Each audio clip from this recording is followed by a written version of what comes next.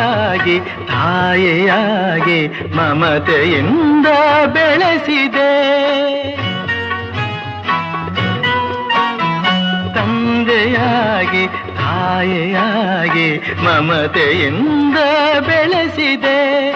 ಬಿಸಿಲು ಮಳೆಗೆ ನರಳದಂತೆ ನಿನ್ನ ನೆರಳಲಿ ಸಲಹಿದೆ. ಆ ಪ್ರೀತಿಯ ಮನ ಮರೆವುದೇ.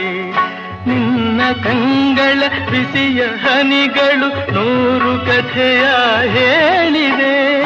ನಿನ್ನ ಪ್ರೇಮದ ನುಡಿಯ ಕೇಳಿ 100 ನೆನಪು ಮೂಡಿವೆ.